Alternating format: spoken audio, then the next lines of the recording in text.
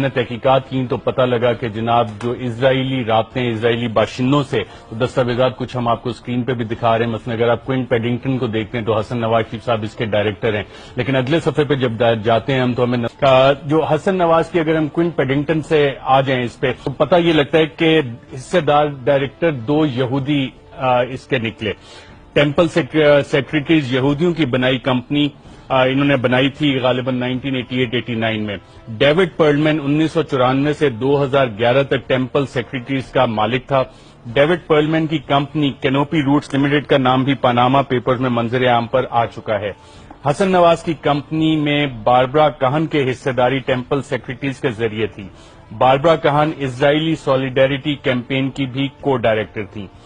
عالمی یہودی تحریک کا ٹزوی ایویسان بھی اسرائیلی سالیڈیرٹی کیمپین کا کو ڈائریکٹر ہے.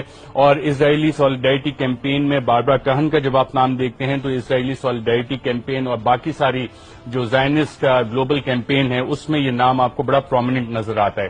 اسرائیلی باشندوں کا نیٹ ورک عالمی منی لانڈرنگ نیٹ ورک کا حصہ ہے جس پر امریکی FBI بھی آج کل تحقیقات کر رہا ہے. حسن نواز کی ایک اور کمپنی ہارٹ سٹون پراپرٹیز میں بھی دو یہودی کو ڈائریکٹر نکلے. ہارٹ سٹون پراپرٹی میں یہودیوں کی شراکت داری ناردرن اینڈ مڈلینڈ ہولڈنگز کے نام سے تھی. جوناتھن گولڈبرگ، فلپ گولڈبرگ حسن نواز کے ہارٹ سٹون پراپرٹیز میں حصے دار تھے. اسٹیفن گولڈبرگ برطانیہ میں 7 یہودی فلائی اداروں کا ٹرسٹی بھی ہے. حسن نواز نے 2006 میں ون ہائیڈ پارک کو گروی رکھ کر کیلبروک انویسٹمنٹ سے قرضہ حاصل کیا. جب آپ کیلبروک کے انویسٹمنٹ کی ڈائریکٹرشپ دیکھتے ہیں تو اس میں آپ کو 2 اسرائیلی باشندے نیر زامک اور ڈینیل سمہی کا نام نظر آتا ہے جو کہ کیلبروک انویسٹمنٹس کے ڈائریکٹرز تھے. نیر زامک کا نام بھی پاناما پیپرز میں سلور گلو مینجمنٹ کے ذریعے سامنے آیا.